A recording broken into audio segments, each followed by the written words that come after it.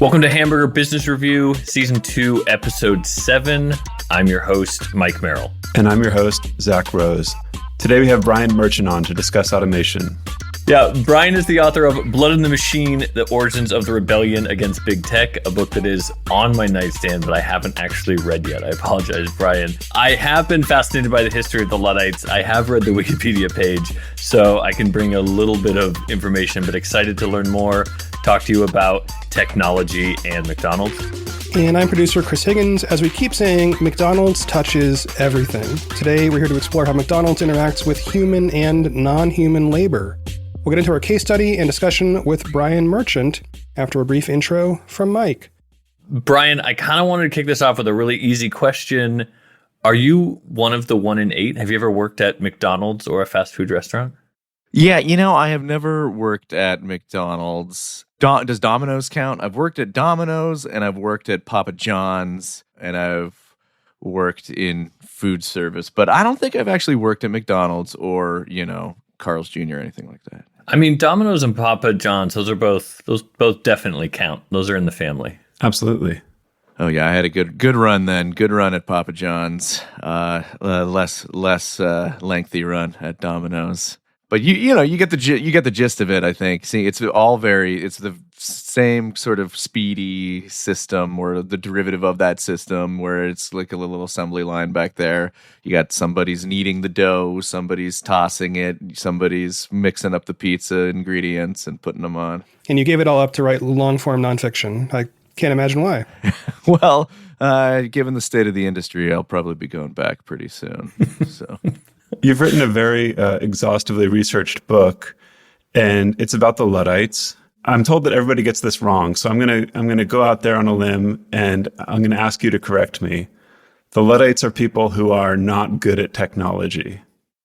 Yeah, that's kind of the common understanding, the common misunderstanding of the Luddites. That's like kind of what people believe them to be. That's how the term is used, right? As this pejorative, somebody who doesn't get technology or hates technology or wants to smash technology. No, the Luddites were skilled workers who were technicians in their own right. They were very skilled at using machinery in their day, but their gripe was not with the machinery itself, but the way that it was being deployed and organized to sort of institute a factory system to be used as a key ingredient in the division of labor, and then to drive their wages down and force them to give up their livelihoods and their whole work from home sort of system. They worked in the domestic system. The cottage industries are quite literally named after. So they had to. They were protesting, giving all that up, so a few guys could sit at the top of a new hierarchy where machines run by children and precarious workers were making them profits at the Luddites' expense. So what you're saying is they were wildly successful and saved us all from doom. I maintain to this day, and this is a hill that I may or may not die on, but that we would all be better off had the Luddites won. And people love to argue with me about this point, especially you're like, the sort of the free market think tank guys who just hate the Luddites and always are yelling at me online. But, the Luddites were not against progress. That's the big myth. They were not against progress. They were against a handful or relative handful of people sort of controlling the shape of the future, and for good reason, right? The shape of the future that the industrialists delivered to us were a handful of factory owners dictating the shape and the pace of work at everybody else's expense. So if the Luddites had won, maybe we get a more equitable distribution of technology. Maybe we get more interesting community-led technological systems, and instead of just factories,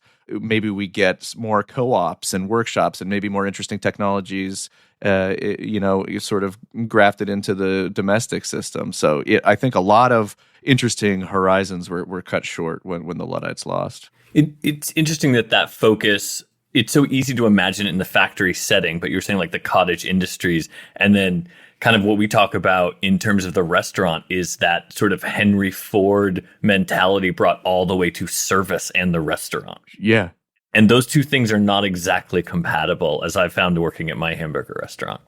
Yeah. I mean, there's limits, right? And I think that's what we're going to be talking about today is, where those limits are and where we want them to be. Because, sort of embedded in this question that the Luddites were raising and bringing to the forefront of sort of English culture at the time was, what do we want, machinery to do? What do we want sort of an intensely divided labor force to do? Where do we want these boundaries to be set? Do we want handmade quality clothing, or are we willing to accept labor exploitation and poorly made goods so that we can, get more stuff, and that so industrialists can sort of reap more profits? So yeah, I mean, these remain the questions to this day, because another element of the whole Luddite debate is not like there's some people are under the impression somehow that there's no more weaving done by hand or like small scale.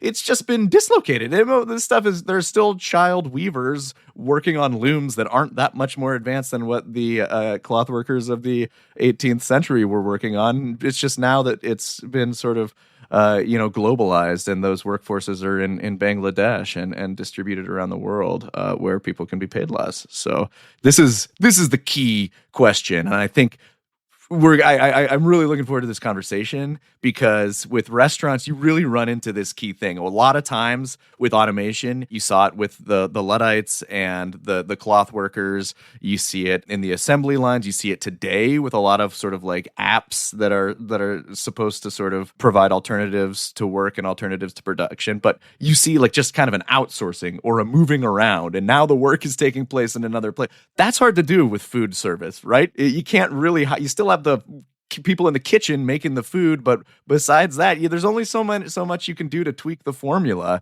and you really have to provide in some sense some true automation, or the thing goes belly up, which it often does. That's a great segue into our case study, and Brian actually did his homework, read through this case study, which we really appreciate being able to assign homework to our guests. The case study this week is titled McDonald's Moving Toward a Fully Automated Future, and it's by Fabrizio De Muro, who we also had a case study by him in the first season. It's from the Ivy Business School at Western University in London, Ontario, Canada. The basic situation of this case study is the 2022, a McDonald's restaurant opened in Fort Worth, Texas, with partial, barely robotic automation, and it got a lot of attention. At the store, the seating area was eliminated and the parking lot was scaled down too. At the drive-thru, a robotic conveyor belt system would deliver food to you, and all orders had to go through the app or using the in-store kiosk. Yeah, and the common sentiment, Brian, I think you mentioned this before we were recording, is essentially there was a lot of tweets quoted, not a lot of actual concrete data, that people were upset about this. There was a YouTuber that kind of went through and was a little disappointed that he hadn't gone through in the right way to actually see the one part of the robotic arm that delivered his food. And so there was this backlash essentially of how dare they automate our food / isn't automating food cool? And then, yeah, we're sort of left with this. It was very halfway done.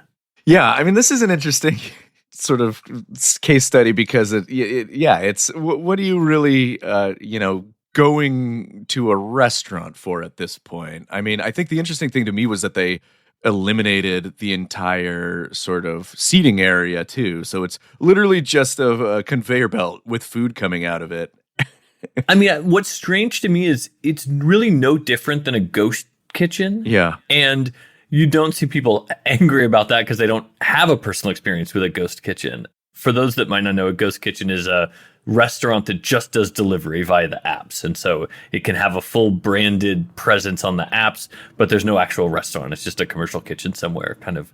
Yeah, I just had an experience with that, where it looked like I was Googling restaurants in my neighborhood, and there's like, oh, there's this like new restaurant that opened up. And I was out on a walk, and I was like, well, should it be here? Should it be? And it's just nothing there. It was just a sort of a planted address that for whatever, for just convenience sake. I love that it can be fully branded as well, and give that sense of a full restaurant, while that's just to make you feel better about ordering the food. Yeah, and it just exists for DoorDash and whatever. Yeah, and I think it's important. One thing I didn't get from the case study, but from looking at YouTube videos about this place, is a sense of the place. There is a room you can walk into, and there is a single kiosk you can order at. I think it's double-sided, perhaps. There is a window where you can pick up food, and there are people visible at that window. They're not there to take your order. They're not there to take your money. They can't do that, but they can hand you a bag through the window. Then there's a bunch of cubby holes where the delivery orders are going to be order 1, 2, 3, 4, whatever. And there's 2 bathrooms. There's no seating, but there's bathrooms because you're human still. Then there's a bunch of places where you can pull up your car into slot number 1, 2, 3, or whatever. And I'm going to guess a human would walk your food out to you because there's no robot. But in a lot of the media coverage stuff, they show these McRobots that actually exist in other restaurants in other parts of the world that cruise around delivering things.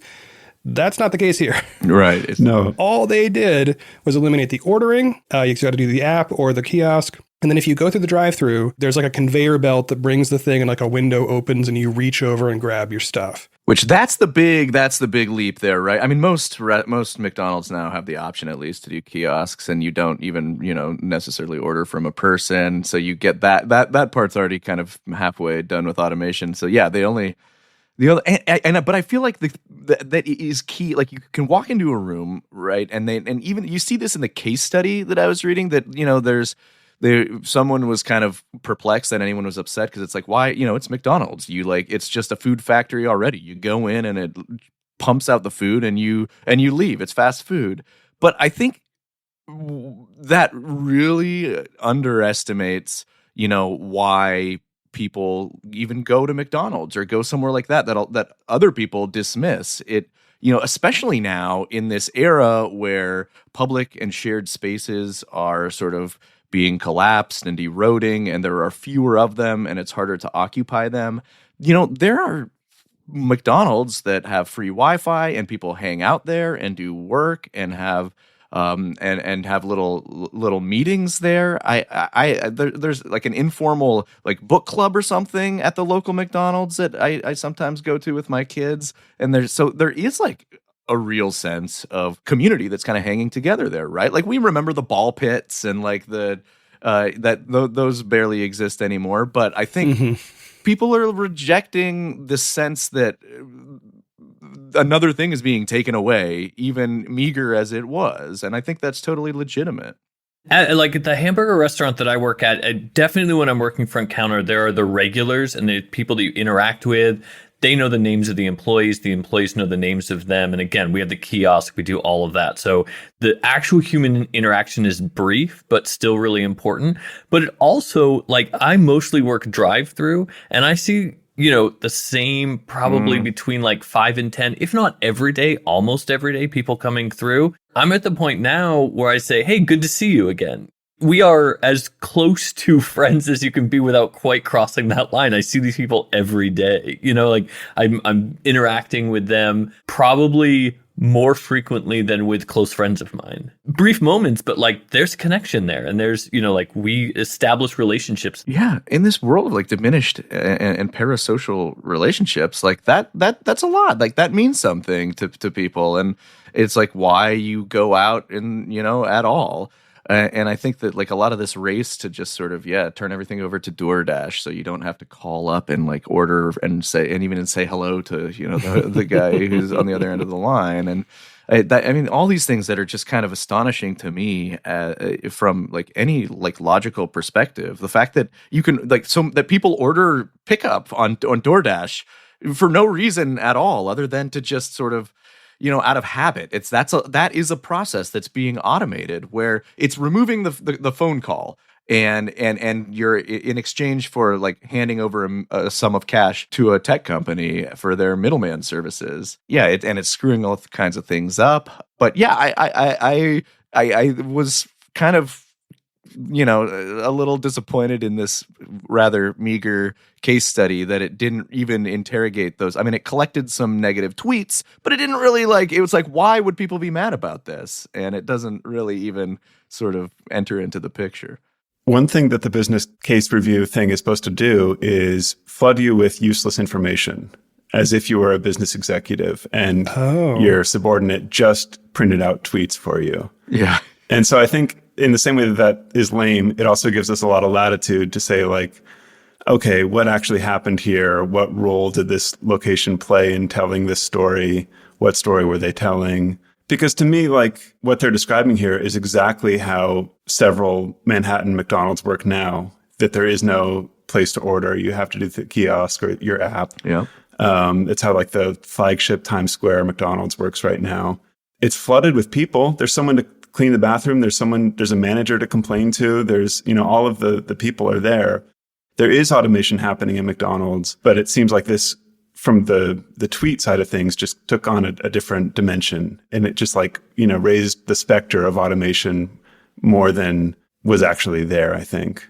And treating it like a binary, I think, is a mistake as well, because I think especially when you talk about fast food and McDonald's, you're already, I think, Brian, you were talking about this, you're on the slider of automation already. Things are coming into the restaurant having already be processed to such an extent that you would probably find surprising.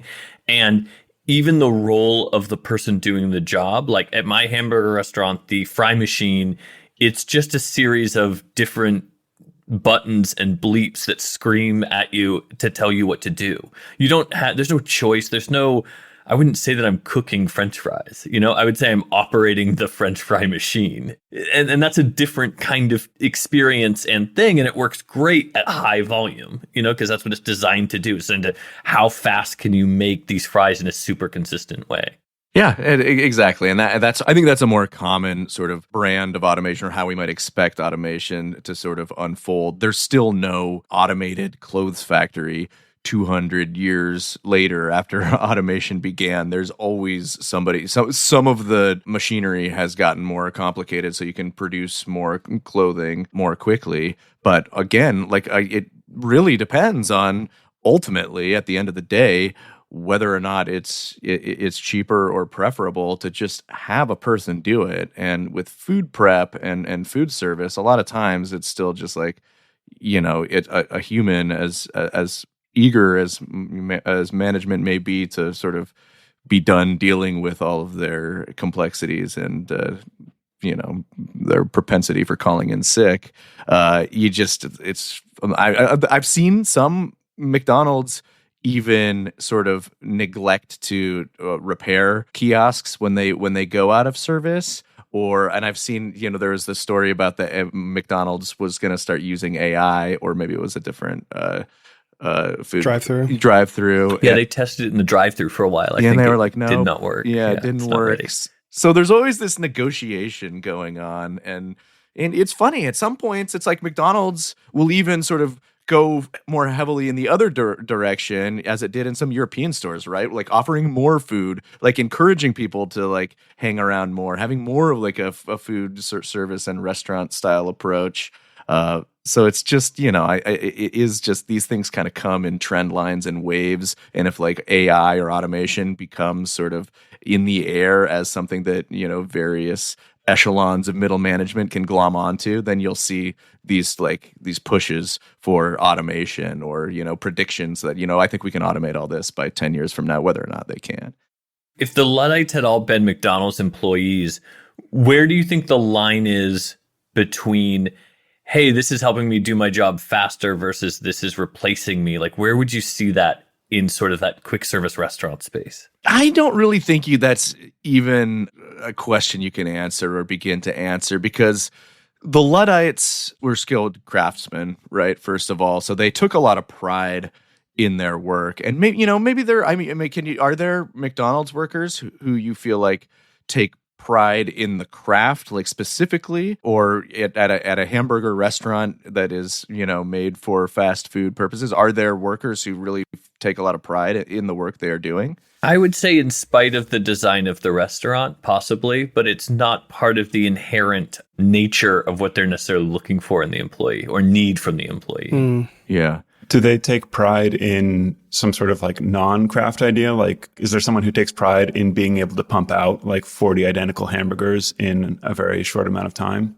I think it's any of the like pride and sort of my admiration of my coworkers comes from the way they really look out for each other and connect as people. So it's like when things get really busy and people start kind of doing their job, but also helping over here and really looking ahead and saying like, oh, if I can do this, that helps the next person. And we can keep this whole machine that we're all stuck in operating smoothly for everyone. It feels a lot more about the human connection than it does we are all super excited that we have pumped out X number of product. Right. Yeah. Now, for the managers, I think it's a little different because they're, I think, judged on a lot of those metrics. Their quotas and everything. Yeah, exactly. Yeah, and so that's the big difference, and I think that's where that ship has kind of already sailed. I remember working at this chain pizza places, and you don't even begin to really like have pride in making a great pizza. Yeah, you take pride in like having your employees' backs and helping them out if they fall behind or being able to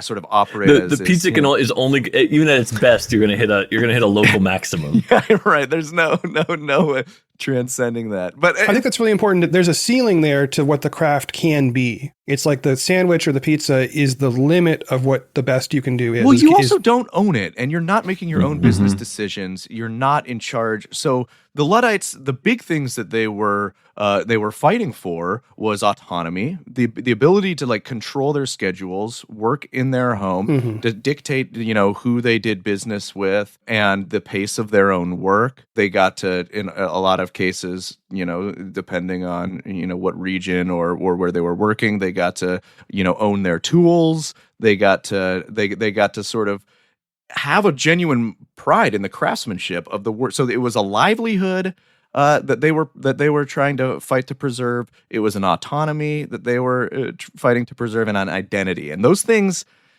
they don't. I mean, a lot of people who work, fast food, don't necessarily have that same relationship to work. Right. Well, one of the great things is when you clock out, you're done. You're done. You leave it behind. Yeah, you leave your workplace at home. The Luddites were trying to fight the people trying to turn the entire world into a world of McDonald's. So it's a very different fight. But since then there have been a lot of various protests and fights against automation and what it's doing. I think it's tricky with to talk about fast food and service work, because the fight has been to try to get their standards up to a livable wage. Most people that work at McDonald's still don't make a livable wage. They have to take two jobs. They're encouraged explicitly by, I'm sure you've talked about on this podcast, by the company to enroll in like food assistance programs and things.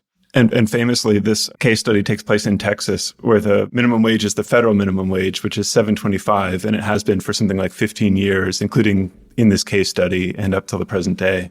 Which really shows me that it's never really about, right? Like we heard a lot of noise about, especially in California, when fast food and service workers were trying to fight for higher wages. There's like a national campaign, fight for 15 or even get to 20. And then it's always, oh, well, if you're just going to force our hand to automate. And it's, no, they're going to do it if it makes fiscal sense. If it made fiscal sense at any point, they would do it immediately. Even if they do have to pay $20, the fact that they're not preparing the ground for this, it shows us how seriously I think McDonald's really is thinking that it can make returns on mass scale automation. This Fort Worth thing is an interesting experiment because that's probably getting it as close to the bone as they can, right? They can't really do a ton of kitchen robots without running into real like sort of quality issues. They can get rid of the cashiers. That's been sort of shown already. They probably have people who are in there doing maintenance on this stuff, but they've also scaled down. It's a smaller restaurant doing smaller output. So well, you've seen it in Starbucks. They have the specific smaller footprint designs that are just the drive-thrus. There's one not far from where I live, and it just looks like a shipping container with two paths for the drive-thru, and there's a walk-up window, but there's no inside of the restaurant. So that feels more like a shift to car culture than it really does automation. Maybe. I mean, McDonald's has always been pretty heavily tied to car culture. You bring up a question, is this to keep up with increasing demand? if they automate, let's just say, they're making the hamburgers, they have the double-sided grill, they have the fountain machine, the fountain soda filling machine. The automated beverage system. Are these things taking away jobs, or are they making the workers like little technology managers and driving up the actual output, like capacity of this restaurant? At my hamburger restaurant, and maybe this is a good question, I'll pose this to Brian. How many people do you think it takes to run a modern hamburger restaurant? At once, at any one given time? At any one given time, and then let's say, you're running 24 hours shift with the drive-thru open. What number of human beings do you think are sort of registered in the system? Yeah, I mean, it's a good question. I'm sure it's intensely dependent on I'm putting you on the spot volume. only because we've already talked about it, so we all know. Yeah, the no, answer. it's a good yeah. question. I don't know how. Like, what's the volume? Is it a mid volume store, or is it? There's like 60 at my hamburger restaurant. There's like 60 people that are sort of scheduled at various different times, and that's a mix of part-time and full-time.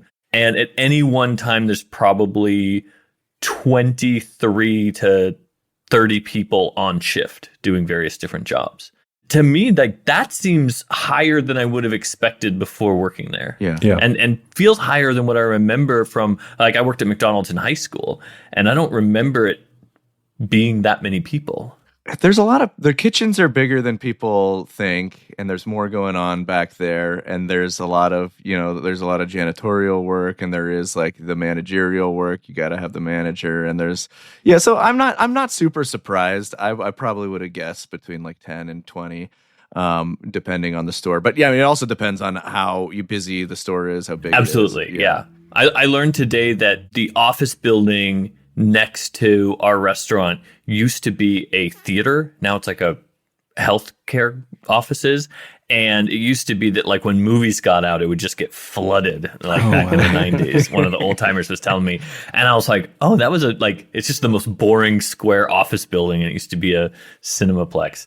So yeah, that relationship though between like those kind of areas versus like now it's primarily drive-through, versus foot traffic is kind of part of that shift as well. And so much delivery, so much people coming for pickup. Ordering fast food through the apps is something that still breaks my brain a little bit. Yeah, that's new. I'm sure that's a new market for sure, or over the last 10 years. Especially through COVID, I think was huge, yeah.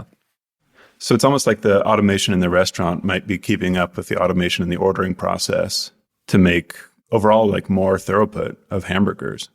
Yeah, and like I said, I don't really think that like it's been a serious job displacer, the sort of automation that we've seen. I mean, you still would only have like a handful of cashiers, and that's primarily what's been automated away. And you still often have one, or at least one. So instead of 2 or 3, now you have one. So there is probably some job loss there, but yeah, it's not substantial or as substantial as it has been in other industries. The other thing I'll say while it's occurring to me is that it is a useful tactic nonetheless, and so you see different contextualizations of automation and the way that things are announced. And sometimes it's quite tactical, because sometimes just announcing you're automating a store like this Fort Worth one, I would also love to see broader context and saying, hey, we can do this. And a workforce that may or may not be, getting swept up in sort of the unionization drives that are happening at other fast food chains like Starbucks. It may be sort of have a chilling effect, or it might be a deterrent on, say, maybe not, or maybe it keeps people kind of in line. It's leverage against workers in that way, just the threat of automation. I think if they had declared that as a drive-through only restaurant, it wouldn't have been a problem. I think it was entirely a language issue, I don't think it was actually about automation. I think it was about adapting to what they saw during COVID as a shift in how people are interacting with how they wanted to restaurants. order. Yeah. But it is also worth looking at in a context, in what else is going on, what other kind of labor fights they see brewing. And yeah. And in Pasadena, there's this company, Miso Robotics, that famously has the Flippy, the hamburger arm that can cook. And they actually did a pop-up last summer, a pop-up restaurant that was fully automated, fries, burgers, and Cokes. And from what I've seen, like it worked, but it was a marketing stunt. Like it closed down. Like it obviously didn't make financial sense to spend that much on the very expensive automation and maintaining and running it for whatever throughput they were getting. It was simply like, they list all the media places and it was like, schedule a walkthrough, we'll show it off. Like that's for the company to automate. But that company is very much saying we can do restaurant, we can automate the kitchen of a restaurant. It's again, you sell the dream, and maybe you find one segment of it that works, that's profitable, and maybe the flipper, the flippy part is like something that you can then sort of sell as industrial equipment to other fast food restaurants across the country. I mean, it's again 200 years ago. This is how it was presented and played out. You had sort of business theorists and people who were all jazzed on fully automated factories 200 years ago, fully convinced that within the generation you'd have factories that functioned like an automaton, as they put it, quote. 200 years later, we don't have any fully automated factories, not even one. But and to bridge that, look at the other end. Now we have OpenAI, and they come out and they say, here we have Sora. We can produce, automated video at the click of a button. And it's not released to the public yet, but every once in a while we'll show everybody how cool it looks. We'll have some people ooh and ah over it. And then meanwhile, we'll try to sell enterprise software to consulting firms. That's on the ground. So you sell the dream of automation, and then you maybe find what you can actually kind of, make some bucks off of in the transaction. So it feels like very, that a company. I remember Flippy doing that. I remember that this company Miso, and I remember they opened. Were they forced to close down? Did it just not work, or was it always a pop-up thing? They declared it as a pop-up. I think they were doing it again primarily as a marketing stunt in order to sort of show off the capabilities. I mean, it's really like from an engineering standpoint, it would be amazing that they just happened to automate the burger flipping and the grill maintenance at the exact same time, and they don't need, one and not the other. It just, it doesn't make sense. You'd still need someone to come and load everything in properly and the maintenance. And I guess when you're talking about the Luddites and the pride of work, if you go to the Miso robotics website and you look through, their description, they're like 2024, 2023, et cetera, best place to work, and it's all these robotics engineering people.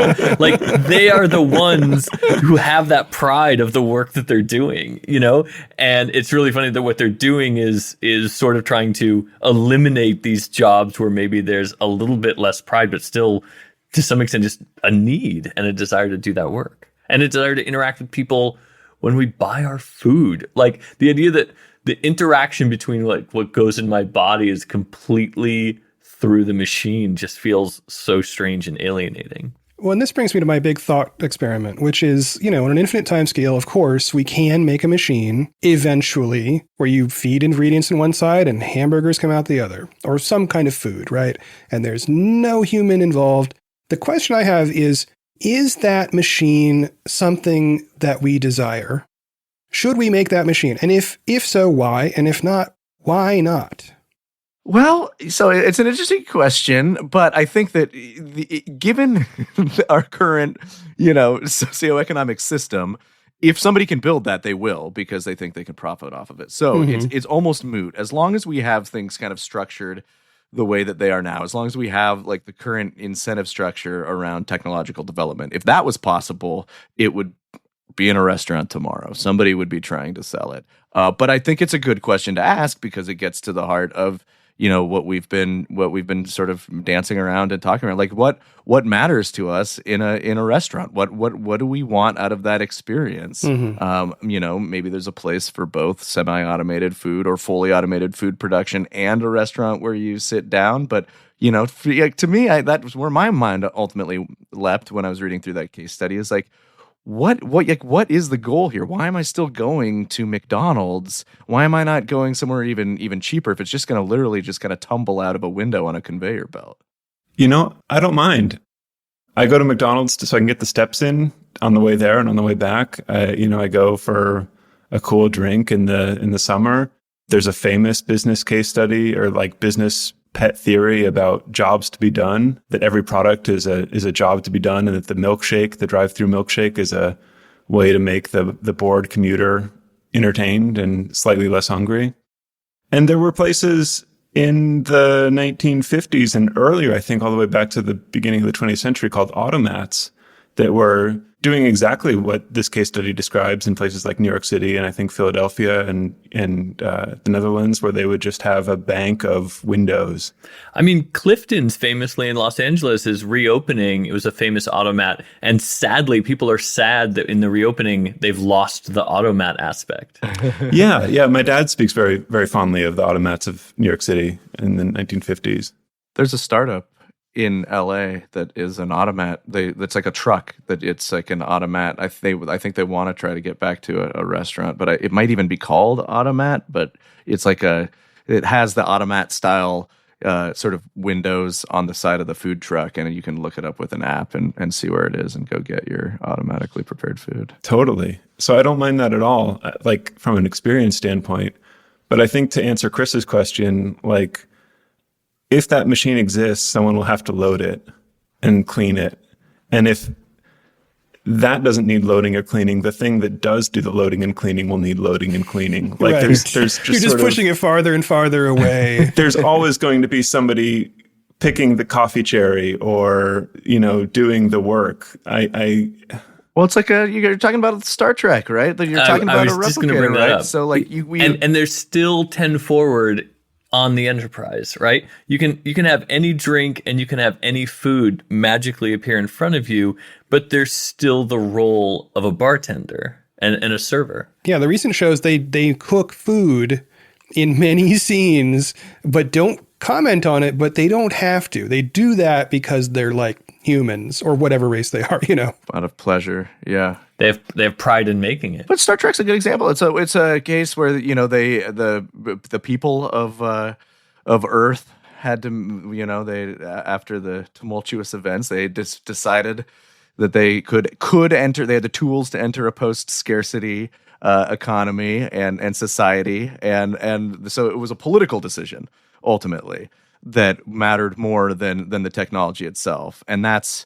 Well, ultimately, what's going to undergird all of this too? It's going to be the politics of building these restaurants or the technology in the restaurants. As long as we have a rapaciously capitalist system and you have McDonald's in it, they're going to try to charge as little as possible, pay people as little as possible, pump hamburgers out of a conveyor belt. And so regardless of what the technology is and how good it can be at, causing food to fly out of it, that we might want to eat. So yeah, we have to ask the question not only about what the restaurant that we want to spend our time in looks like, but how we want to sort of distribute the gains and the powers of that technology with the society that employs it. I want to talk business. So for those of you at home who are businesses, represent a business, have other commercial interests, have you found yourself wondering how you could be on this show, how you could reach the audience that we reach, the business and burger savvy listeners of Hamburger Business Review? Well, imagine if the three of us could talk about your business, your product, your service, whatever. Wouldn't that be profitable? Wouldn't that be lovely for you? Wouldn't that help your bottom line? If that sounds appealing to you, reach out to us at hamburgerbusinessreview.com for information about becoming a podcast sponsor. We are currently not sponsored, but we want to be, and you can help. I'm going to not bring up my Star Trek McDonald's theory, but I was very tempted just then. Do it. You've done it before. Okay. Well, I've hinted at it, but you were just talking about the sort of the dawn in the storyline of Star Trek is that something happens. And on the other side of that, we're in this, post-money situation. My theory is that Starfleet is McDonald's, that McDonald's got to such a large, massive size that it was the only organizational structure that was able to exist post-money. And so what you have in Starfleet is the existence of a post-money McDonald's that, because it was a giant corporate entity, was so ready to take the input of the Vulcans when they came and visited. It was sort of like McKinsey business consultants coming, that they were like, yes, we get it. Let's please tell us how all this works. And that's how when they had Chris's food production technology that he brought up, they were able to use it for the common good. I see. Exactly. I see. And everything from the shirts and the uniforms and the ranking, it all makes sense if you can almost map all of it one-to-one to McDonald's. So I think Gene Roddenberry was a big fan of the Big Mac. That's my theory. Well, that's funny. It kind of reminds me, there's a book called The Republic of Walmart that argues that like that's how, if you in like a post, you could start to engineer a post-scarcity economy by like just like basically nationalizing Walmart, nationalizing Amazon, and That's a really Cory Doctorow feel to it.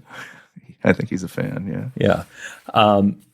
The one of the things that I liked about this case study is just in looking at the response to this restaurant. One of the things I love to do is, as opposed to looking at Twitter, where I think people are looking for a little bit more of that rage validation, is look at Reddit, where you just have a lot of people looking for sort of a different version of rage validation.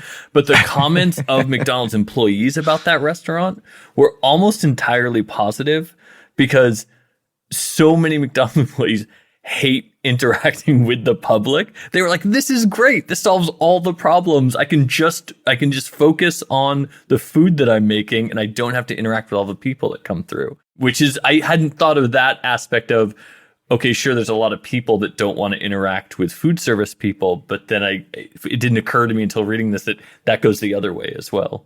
I think that mindset, right, this is like a lot of sort of the people who are, pushing or at the forefront of these technologies are, kind of have an attitude like that. It's a classic sort of like Silicon Valley adjacent sort of mindset where you want to make everything as efficient. Maybe you want to avoid a lot of, interpersonal interactions that make you uncomfortable. I wrote a story about another case study, a much more robust case study, I think, that was published by Data and Society, not about McDonald's, but about, I believe it was Costco. And it examined the introduction of some of the early self-checkout kiosks, which was like an unmitigated disaster. It was like the people hated them. The employees like were let go. So the employees hated that happened. The remaining employees had to like learn how to use the machines to help customers when they were having trouble with them. Everybody was furious. They lost a bunch of money. Theft rates spiked. Everybody like hated this. So I wrote about the study that came out, and 80 or 90% were like, and I hate self-checkout kiosks. It's just so clear that they're just offloading more work onto me. I gotta scan the things. Like my kids are yelling at me. I'm trying to get like the watermelon, and it's not. But then like 5 to 10% of people were just like, these are a lifesaver. I don't want to talk to a cashier. I don't want to talk to anybody. I want to go to the grocery store, put stuff in my bag, scan it, and walk out. I've learned how the systems work. I've learned to optimize the angles at which I just had to learn the system, and now I could not be happier. So there is like a subset of people who this is very pleasing to, and it's, pointedly, it is the people who would like to avoid those social interactions, and there's, nothing wrong with that. But and generationally, I think that segment is growing. Like that's what I've seen. That's what I was going to say. Yeah. People who are a little bit older, like I like talking to people. And in fact, when I'm at my hamburger restaurant, I'm like, oh, I can't actually engage. You can't engage too much because there's, 4 or 5 cars you just have to kind of get through. But you're right. There's all these like self-reinforcing mechanisms. So, you're spending more time on your phone, you're ordering McDonald's through your app, you're getting used to not interacting with people, becomes a little more difficult, or it has more friction, as Silicon Valley would say, to talk to a person. And pretty soon, I feel like that is the way that the trend is going. So then the automated kiosks seem preferable to, dealing with the messiness of a person. And again, I'm not going to like go to bat. But food is messy. Like some people have to come up because they want to order something that the kiosk won't let you do. Like the kiosk won't let you add, 4 slices of cheese, or do a senior coffee with 4 equal and 3 things, or a half decaf, half coffee, or, there's limitations that humans can deal with all of them, and the machines can only deal with the preset options. Right. And the more presets you put in, the more complicated it gets, which makes it harder for everyone. So that balance makes me think, even if we move to some sort of fully automated system for some of these food, it's just going to create more opportunity for the human versions that will grow up beside it and then be able to counter against that. Well, and really that is my fear, is there's kind of an accessibility angle here, which you can't predict what someone will need or like, and if you have a human there, that human, that's the point of the human, is to recognize what is happening in this moment with this person, where they're at. And I've developed software like many times. You can do like a pretty good job. You can get like 99%, but there's still that 1% who, if they can't get their food or whatever way they need it, that's a problem. And it's so easy for the business to say, fine, that's not our customer. Right, just cut that off. Who cares? Yeah, but those folks then lose what they currently could be doing every single day. I don't think McDonald's would give up 1% of their, of the people who need help. Oh, interesting. But they have, because they gave up salads and there's essentially no vegetarian or vegan options. So McDonald's also has a sense of who their customers, at least right now. Like, I think that stuff is always, in the mix. But yeah. That's true. And I think in we might see like a late night window that you can only order through the app. That exists in New York City right now. Yeah. I guess it just also depends on whether or not it would be, more profitable to like limit your options and then be able to have that level of predictability and be willing to, Right. And in most McDonald's, I think that try to automate like the Times Square flagship one, they have guest experience representatives, I think is the title, or somebody who's there to like help you operate the kiosk and probably operate it for you if you can. Again, like you're saying, it's a lot of myth and fiction about what's actually going to be automated. When I was training at my hamburger restaurant, part of the training showed the efficiency value of the app that the restaurant uses versus just people going through the drive-through.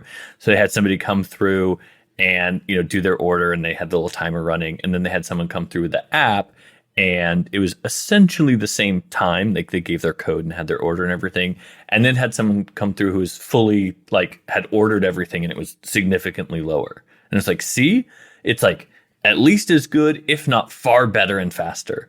But what they didn't show, and what I've experienced so many times, is people that come in and like the app's not working. They want some deal that they don't know how to get. They're waiting for it to load. There's all these other circumstances that actually slow it down that don't get presented as the solution. And so I think we're still in that place where it's kind of a wash overall. I am the ideal, probably McDonald's like automation consumer. I eat at McDonald's only like 5 days a year. That's a whole separate thing. But I go there a lot for a Diet Coke. I get the same large Diet Coke with the normal amount of ice. I'm not too particular about like who serves it to me or which McDonald's I even go to. That said, I do always want to be a better McDonald's customer, and getting even a small order of like a bag of apple slices or a Diet Coke, watching it come through their system, and they're busy with hamburgers, they're busy with meals, and like latching onto the person who's just got the ticket and who's just about to do it. That's a social interaction that I do enjoy. It's very small, but it's very much like 1638. Yep, that's me. That's the guy that did the thing that got the thing for me. And I'm smiling at you. You know what I'm here. Is that why you go to McDonald's rather than going to like a bodega or anywhere else you can get a Diet Coke or something? Or is that do you enjoy that aspect of it? I don't know. I don't think so. There are no 7-Elevens in my neighborhood. There's bodegas, but they don't make a fountain soda. There's other fast food restaurants where the soda is not like this loss leader kind of thing to get you in the door. Like, it's incredibly expensive at Popeyes to get the exact same drink. So yeah, I think I go there for the walk, for the beverage itself. I sort of enjoy the social thing, but I see that more as like a way of being respectful of their state, of their being. Yeah, it's interesting. I think something that McDonald's has ignored in their kind of current transition, and we're going to talk about this later when we have cable on, but that move from the design of the stores has shifted. I have fond memories of growing up in Alaska of the feeling of a McDonald's. And when you go into like a classic old McDonald's, which barely exists anymore, there's a different vibe and feeling in those places than the sanitized corporate shell of a place that they feel like now. And I think that's something too, that it's McDonald's is a very contemporary business in that they're always trying to be right now, not too much in the future. I think this case study is an example where they pushed a little too far ahead just by a couple years and they had to dial it back. And they don't want to be too far in the past with anything nostalgic. They'll bring back Grimace if they can sell the Grimace shake, but they don't want to have to like have clowns dancing around anymore. You know, it's just very clean. We are a contemporary business selling burgers as fast as possible. Number one, that's our main point of view. The other thing that we haven't talked about with this case study and that I didn't really see discussed in it is that, like, you know, McDonald's is a franchise business. So like the franchise, like what was the role of like the franchise owner in deciding to do this? Or was this a unique configuration, you know, and what kind of approval do you need to try to do something that could be, you know, nationally notable for the brand? I love that line of questioning. And it's really not clear. And I think we should, as readers of this case study and like sort of like one day executives, we should think about, would we let a franchisee do this? I was under the impression, and I don't remember if I read this separately or in the case study, that it was a franchise owner who McDonald's was working with to test this concept. And what's interesting is it is in Fort Worth, Texas, which is where they eventually launched their new restaurant, Cosmic's, which is entirely drive-through and beverage focused. So I think it's interesting to see that transition as well. If I were in charge, I would not let this person just like make a marketing stunt about an automated McDonald's. And not because it's going to backfire. I think it's too small to backfire. I don't think that many people noticed or cared. But I think it is positioning it wrong. I think it's damaging to the McDonald's brand when you see the internal photos of that McDonald's and how horribly depressing it looked, it's just a hole in the wall, a weird screen with a light on it, and 2 bathrooms. And you're like, what sort of weird hellscape have I walked into? It looks like a poorly rendered like video game version of a fast food restaurant. You're like, you didn't finish the job. We wanted you to like make a virtual environment of a restaurant.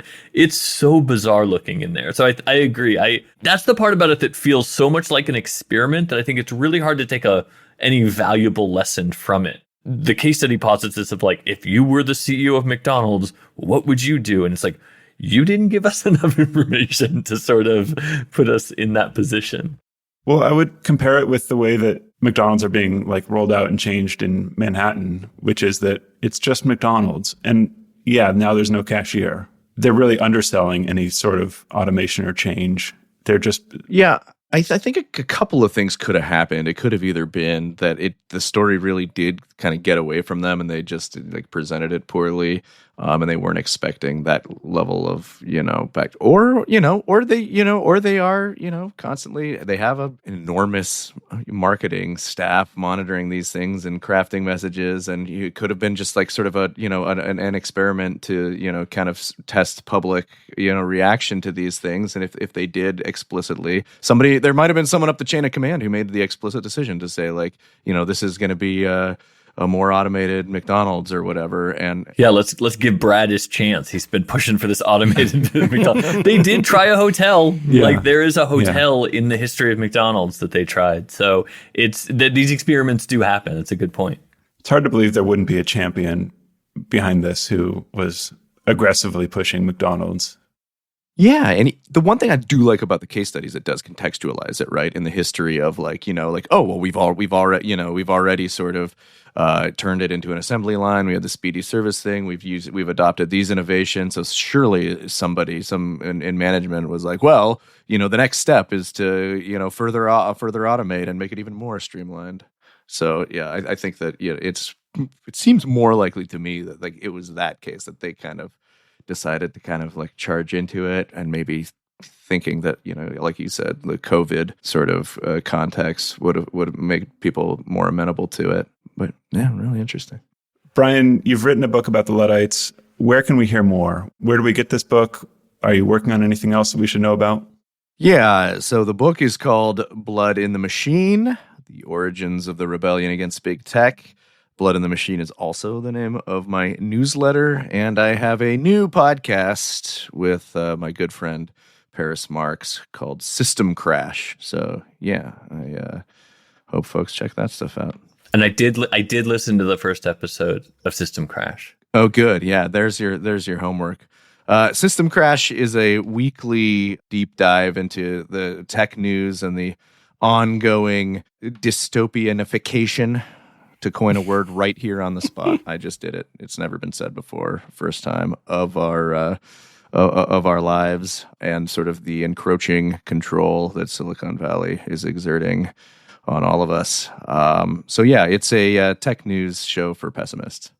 But it's fun. But you it's guys fun. are having a good time. Like listening to it, I didn't walk away being like, oh, like throwing the. I mean, yeah. Well, that's good. That's the intent. Sometimes laughter is the best medicine, as they say. Brian Merchant, thank you for joining us on Hamburger Business Review. It was a pleasure. I look forward to keeping up with your hamburger-related exploits. Thanks so much, folks.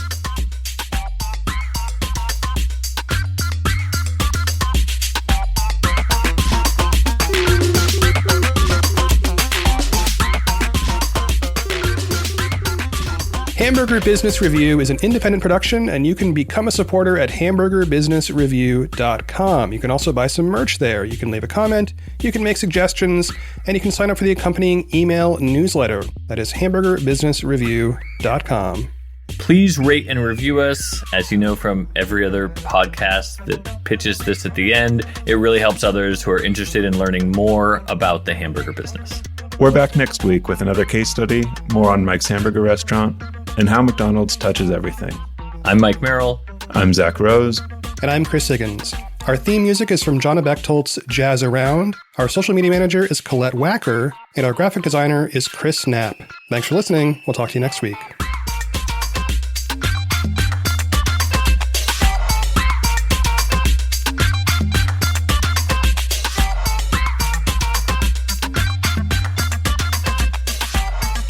Yeah, Brian is the author of Blood in the Machine, The Origins of the Rebellion Against Big Tech. I read this book and... Oh, I didn't actually read this book. I think I meant to read this book. I wrote your intro. I think I meant... Thank you, Chris. I listened to part of the audiobook the night before the show. We'll edit this part out.